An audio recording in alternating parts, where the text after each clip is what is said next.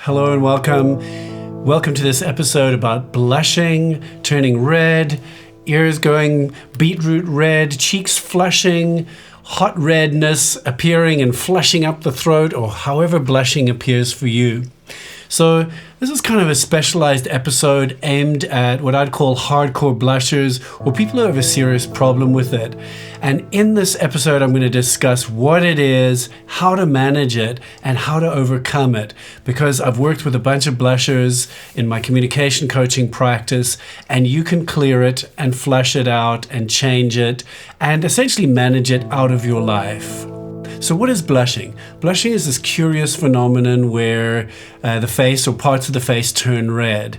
This is usually or almost always in response to an emotional or nervous system reaction. In general, it's linked to, let's just say, an adrenaline response in the sympathetic nervous system where blood vessels dilate and we turn red. Shock, horror. And this can be really embarrassing or mortifying for some people. So how or why do we want to deal with this? I'm going to say that for a hardcore blusher, blushing is deeply embarrassing. Many of you are not hardcore blushers, so that you don't really mind, so I blush, no problem. But for many of you on the other side, it's been a source of embarrassment since you were a kid. And this then snowballs into, oh no, it's happening, I'm blushing, no. And there's a lot of mortification or shame or embarrassment that arises with it. And even just the feeling of, oh no, I'm blushing, increases social anxiety or embarrassment and kind of doubles down in this pattern that just won't let go. And I just want to say, first of all, let's just take a breath right now together. This beautiful pattern can be undone. So welcome all you blushers and friends of blushers. So why would you want to undo it? Well, because if it's causing you discomfort, if blushing is resulting in more anxiety and embarrassment and less feelings of safety in social or other situations, then reducing this conditioning and reducing your blushing can just be like an incredible gift. One of the things I like to say in the work that I share is that the object of the work is that you should feel safe and comfortable in your own skin wherever you go. Just kind of, I'm in me, I feel kind of good, I'm okay to be me, I don't have to be perfect, but I feel good. And if blushing is reducing that, let's get to work. So we're going to do 6 keys to reducing and managing blushing. The first key. Okay, most of us, when we have a reaction, you could say we have like a core pattern. I want you to imagine this is a core pattern of blushing. And it's sitting inside your neurophysiology and brain wiring, and it's just in there. And when it happens, it just gets activated. This whole circuit gets activated. But I want to say that a lot of us, when we have some kind of core wound like this or pattern we don't like, we also have a reaction on top of it that goes, oh, no, this shouldn't be happening. I hate it when this happens. I dislike myself, or I'm angry with myself, or I'm angry with my body. So you could call it like a resistance pattern on top of it. And it's very difficult to dislodge the blushing pattern when the resistance pattern is stuck on top of that. So the first key is to come to terms with the fact and accept that you blush. And one of the things we have to consider about this is that inside the blusher, there's this deep mortification. But other people who see the blusher are not judging them, going like, shame, ringing their bell, shame, shame, shame, there's a blusher. We need to excommunicate the blusher or stone the blusher, or just we can't actually be friends with the blusher anymore.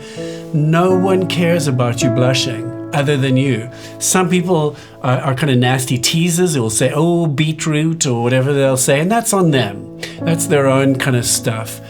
But inside you is this self-judgmental mortification and shame. And it bears no relation to reality. No one else cares that you blush. No one else thinks less of you. So if one can reach a place of, I'm blushing, so what? I don't care. I'm going to be my confident, crazy, beautiful self, even if my cheeks are red. Then you're just your crazy, beautiful, confident self, your radiant, authoritative, clear-speaking self. Then some mildly red cheeks or very red cheeks actually don't make a difference at all. So the first step here is to decondition your shame response. I work with a number of techniques when I'm working with people one-on-one. If you've got a support therapist, you'd work on that. Or if you've got particular deconditioning practices that you would work on your shame, self-judgment, and dislike of your blushing pattern. Second key. Okay, work with your body. Most blushers know that they're going to blush beforehand, and they can feel it happening in their body. Begin by reframing blushing and seeing this feeling of blushing as your body telling you, hey, all hands on deck, I'm anxious, regulate me, regulate this nervous system, bring safety into this nervous system, start breathing. I usually use alternate leg tapping left and right, which you'll see in other videos of mine. Start bringing deep breathing in and regulate your nervous system back into a state of calm. Your blush is a gift from your body telling you very clearly, I've got a dysregulated nervous system. I don't feel safe. Please help me feel safe. Work on this nervous system and regulate it. So work with your body and your breathing to regulate your nervous system back to a state of calm. From that state of calm, your blushing will actually, of course, ironically disappear. Third key, work before the event. So we all know that before we blush, that we can feel it arising. It doesn't just spring on us, but we can feel it coming on. In fact, we can feel anxiety ramping up prior to this. So the third key is to start working on the ramping anxiety before the event. So let's just say it's a public speaking event or a family occasion or a meeting that you need to speak in or whatever it is. Or you feel an urge to speak, but you also start feeling this ramping anxiety starting to arise in the body. Start dismantling that ramping up of anxiety beforehand. Decondition and work on that ramp to reduce the curve. So you don't arrive there on like code red. You arrive there having been, conventionally you would have gone to code red, but then you've now reduced the anxiety curve downwards. So work before you get there. Work on the ramp so you don't let it go like that. Okay, got that. Just like that. Did you all get that? Yep. Okay, perfect. So the fourth key is to always be regulating your nervous system when in a communication, speaking, public speaking, but also just interpersonal communication environment. Regulate your nervous system, breathe, bring presence and calm into the body. When I'm working with students and groups of people around social anxiety, for example, I'll be saying to them, always be regulating, always be bringing calm into your system.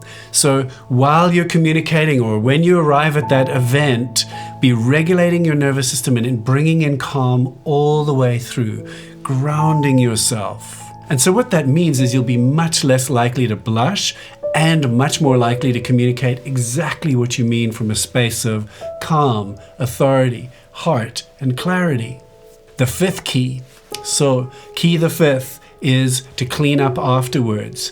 This one is highly underestimated, but after an event where you have blushed, one will then often go for hours or days afterwards into self-talk that's deeply negative, self-judgmental, I did it again, oh, that was so embarrassing, oh, I was flushed, and he said, why have you flushed like a beetroot, or oh, look, she's a blusher, or whatever somebody else said that then just triggers all the sense of mortification. Clean up afterwards. I would really recommend EFT tapping for this to clear any remorse, shame, and self-judgment till you feel completely neutral after that event.